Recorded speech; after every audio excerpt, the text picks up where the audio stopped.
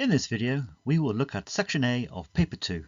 This is the post-1914 prose/drama section, and for you, means answering a question on J.B. Priestley's An Inspector Calls. Specifically, we will look at the format of the question, how to deal with the extract, how to deal with the play as a whole, how to structure your answer, advice on using quotations, and then final tips.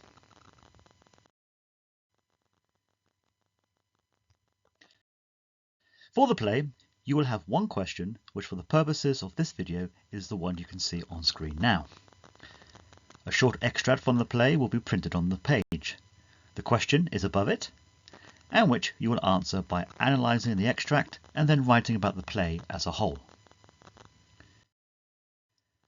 Notice how up to 5 marks are awarded for the accuracy of spelling, punctuation and grammar. You have 45 minutes to write your answer. Whilst not 100% guaranteed, often the question is focused on a character from the play.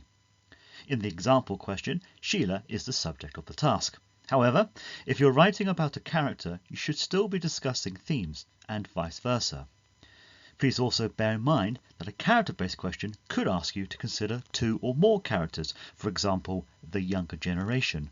Or a question may link a character and theme together, such as Mr. Birling and responsibility. In other words, read the questions carefully.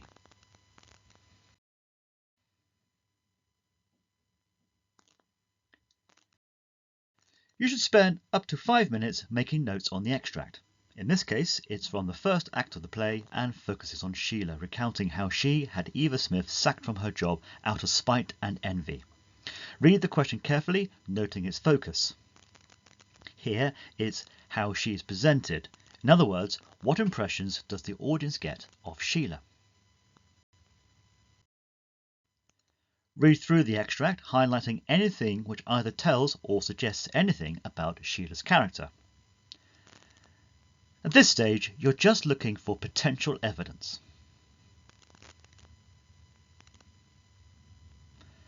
Add any further thoughts or patterns or general effects you notice and which are relevant to the question. In particular, pay attention to the words Priestley uses to portray Sheila, as well as devices or stage directions. Return to the focus of the question. Overall, how is Sheila being presented? The notes on screen are fuller and neater than yours need to be because they are for illustrative purposes.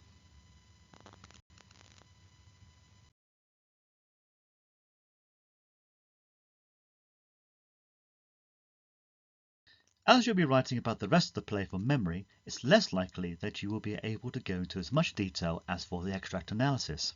Nevertheless, do think hard and aim to be as precise and specific as possible. Start with our first impressions of Sheila at the very beginning of the play, and then work your way chronologically through the rest of the plot.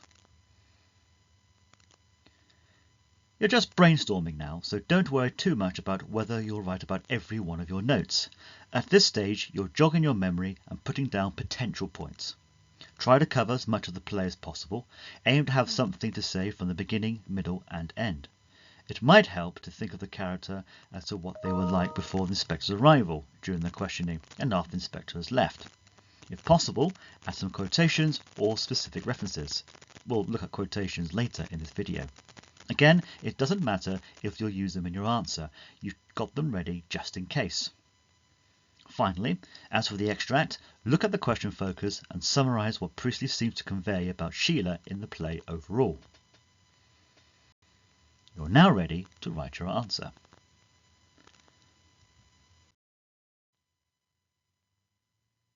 There is no official or examiner-approved method when it comes to structuring your answer to the Inspector Calls question. So long as your answer is clear, relevant to the task, and deals with the extract and the play as a whole, you'll be fine. However, this suggested approach is commonly used. Begin by analysing and exploring the extract, then turn your attention to the play as a whole, working through it chronologically. In this video, we will be following this approach. We begin by briefly outlining the character of Sheila and her importance to the play. Overall, Sheila is a character who learns a harsh lesson about responsibility and accepts her selfishness. By the play's end, she symbolises hope for the future. Now we turn to the extract. It's best to start by very briefly putting it into context, for example, when it comes in the play and why the moment in the extract is important. Then track through the extract, picking up on your highlighted evidence and linking it to points about Sheila. You should be familiar with this approach from the reading sections of the English language papers. It's also the approach to take with other tasks on the literature papers. There's no need to use everything you've highlighted, but do try to say something about the beginning, middle and end of the extract. Where the extract ends is often very important, as it's been deliberately chosen by the exam board to be the cut-off point for a particular reason. In this case, it ends with the conclusion of Sheila's confession. Adding an overview of the extract is an effective way of concluding this first part of your answer. Hopefully, this example answer gives you a clear indication of how to write about the extract. Because the extract is printed for you, there's no excuse for not consistently using supporting quotations and offering a close analysis. It's probable that you'll spend around 15 to 20 minutes writing about the extract.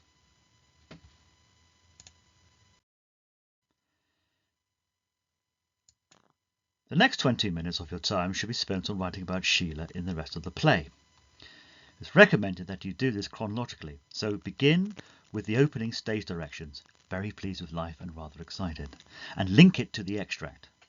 Read through the examples on screen, which work through the stages of Sheila's character development as the play progresses.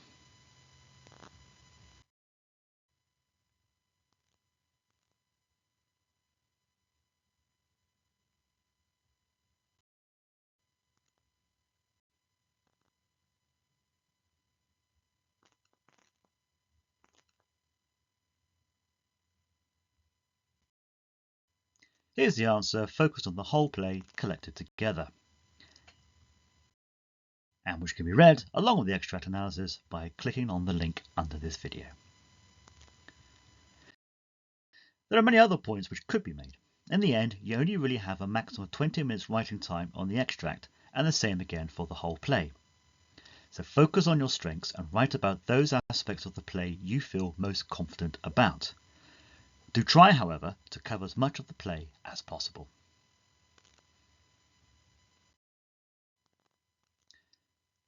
There are different ways of using quotations.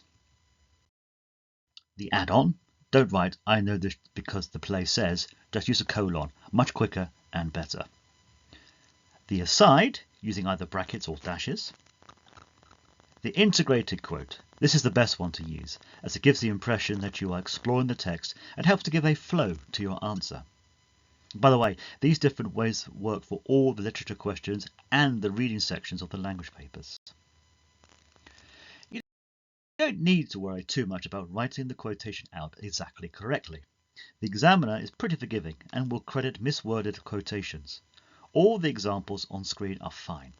If you can't think of a quotation or aren't very good at memorizing quotations, remember that specific references are just as good. Here are a couple of example points with a quotation each. And the same points, but with specific references instead. Both get equal credit. The important thing is to support your points with clear and precise evidence from the text. It helps to A, show what you mean, and B, make your argument more convincing.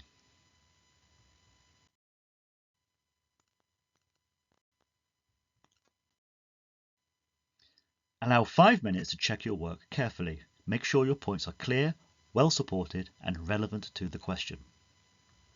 As spelling, punctuation and grammar are being marked, make sure as well to check for this. At the very least, make sure you have put capital letters at the start of all the characters' names and titles, in the case of Mr. and Mrs. Birling and Inspector Gould, and that you spelled Priestley's surname correctly. It is, after all, on the exam paper. It's likely that your answer will be at least on the 3rd page somewhere, unless you have very small handwriting. However, don't be tempted to spend more than 45 minutes on the question in total. Divide the 45 minutes as follows: 5 minutes planning, 35 minutes writing, 5 minutes checking. Finally, Think hard, dig deep, and use the opportunity to impress with the depth and breadth of your understanding of an inspector calls. Do yourself proud. You've worked hard, and you want your marker to know it. Good luck, and take care.